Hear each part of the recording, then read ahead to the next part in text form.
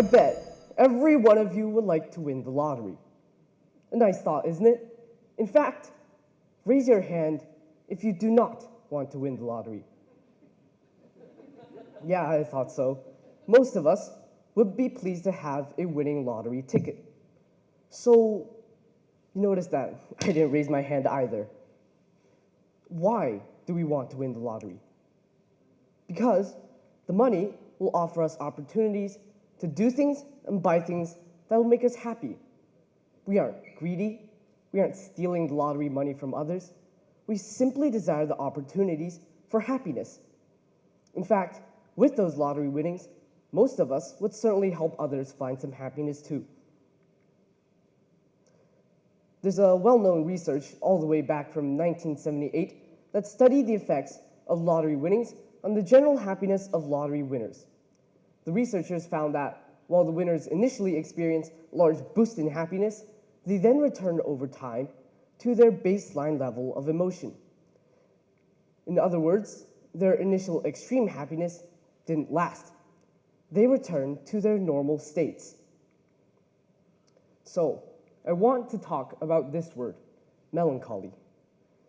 Unlike sadness, which usually has an obvious cause, a breakup, a loss, a disappointment, melancholy is usually more subtle. See the definition? A feeling of pensive sadness, typically with no obvious cause. Like when you go home from a very fun party and then feel down, or having to start school after a very relaxed day with friends. I came up with this idea for the talk because I've recently experienced this very thing.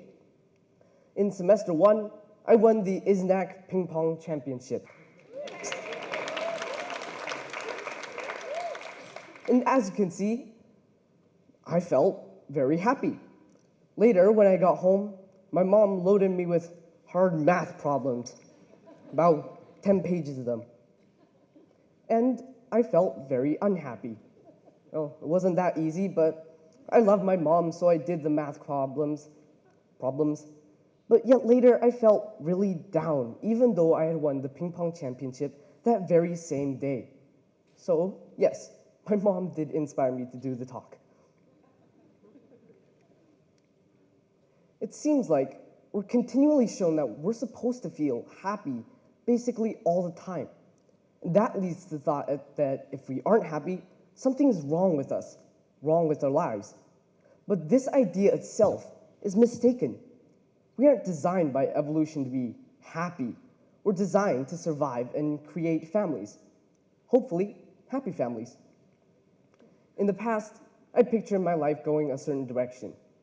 Going to a certain school, earning a certain grade, getting to a certain university, finding a specific job, and maybe even start my own happy family when the big 3-0 rolls around. Perhaps you too have imagined a future for yourself. But then things don't go exactly as imagined. Even now, as a young NYP student, I found myself spiraling into pits of unhappiness or frustration. I have felt at times like the world's against me. But I have learned something.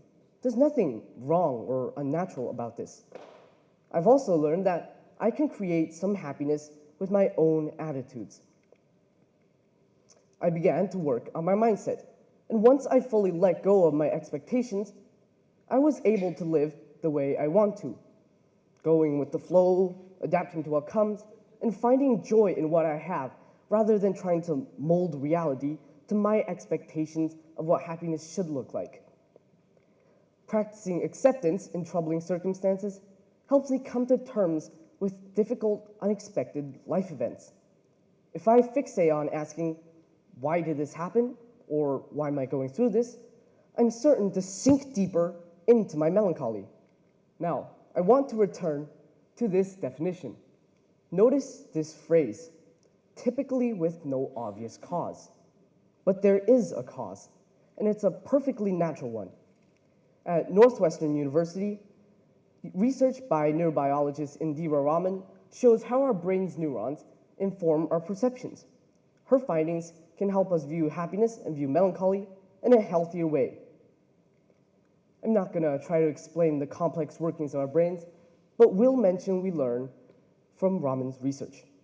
So basically, in a process called adaptation, ion channel proteins shut themselves down after receiving too much stimulation for too long.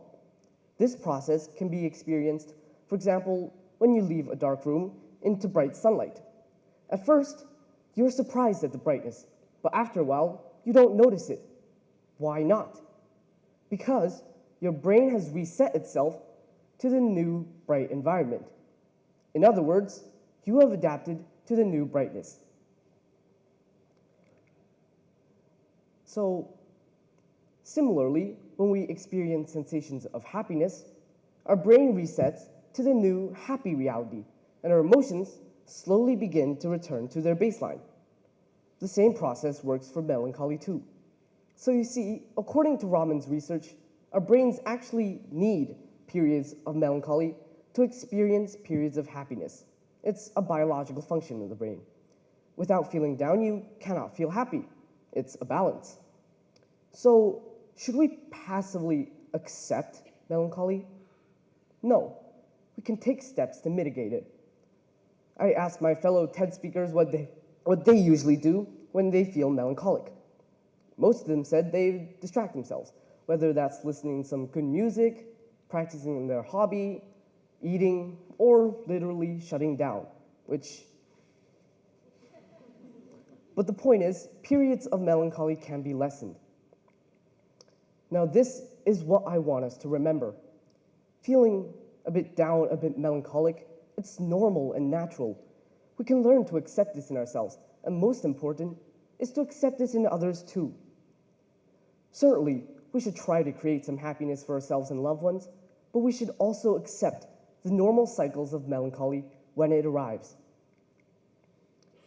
One curious outcome for the lottery winners from the research: after their initial extreme happiness, they can no longer find pleasure in simple activities they previously enjoyed. Maybe they had lost their balance. I wouldn't want to lose my balance, and I bet you wouldn't either. Without darkness, we cannot appreciate the light. Our happiest moments shine brighter precisely because we know they're fleeting. Think about the last time you laughed uncontrollably with friends. Part of what made that moment so precious was the knowledge that it wouldn't last forever. Melancholy reminds us to cherish what we have before it slips away.